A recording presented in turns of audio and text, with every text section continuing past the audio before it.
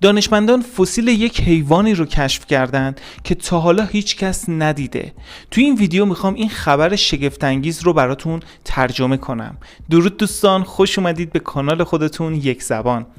این فسیلی که الان کشف شده میگن برمیگرده به 247 میلیون سال پیش، یعنی یه جورایی قبل از دوره دایناسورها که به این دوره میگن دوره تریاس. حالا دوره تریاس چیه؟ خیلی کوتاه و خلاصه اگه بخوام به زبان ساده بهتون بگم، دوره تریاس دوره‌ایه که توی اون دوره یک انقراض بزرگی اتفاق میفته که بیش از 90% حیوانات دریایی و بیش از 70% حیوانات روی خشکی و زمین از بین میرن.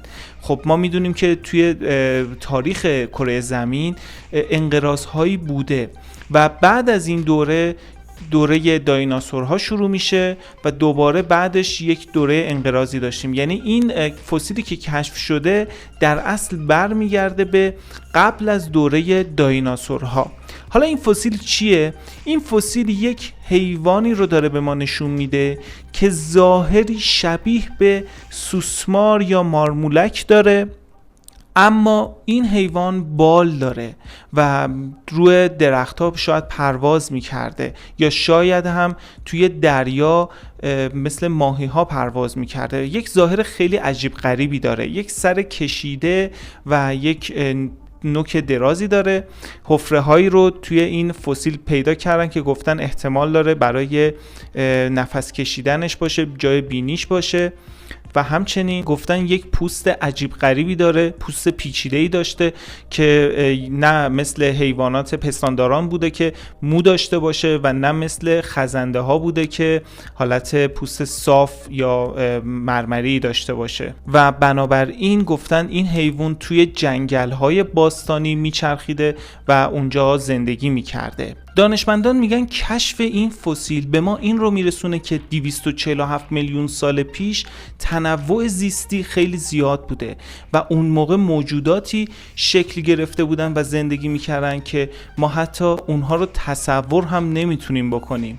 همونطوری که توی تصویر دارید میبینید اسکلت بدن این فسیل رو حدس زدن که به چه شکله و همچنین گفتن میتونسته روی درختها جابجا بشه و حرکت بکنه. البته به نظر من این فسیل شبیه به یک ماهی هست، یک گونه خیلی کمیاب از ماهی‌ها هستش که پرواز میکنه. اگر دیده باشید، من حالا عکسش هم براتون میذارم، این ماهی وقتی که توی دریا احساس خطر میکرده روی آب میومده و پرواز میکرده و یک مسیری رو مثل پرنده ها روی سطح آب پرواز میکرده. حالا احتمال میره که این موجودی که الان کشف شده روی درخت ها و مثل خزندگان زندگی میکرده و وقتهایی که احساس خطر میکرده مثل پرندگان پر میزده و خودش رو به یک جای امنی میرسونده.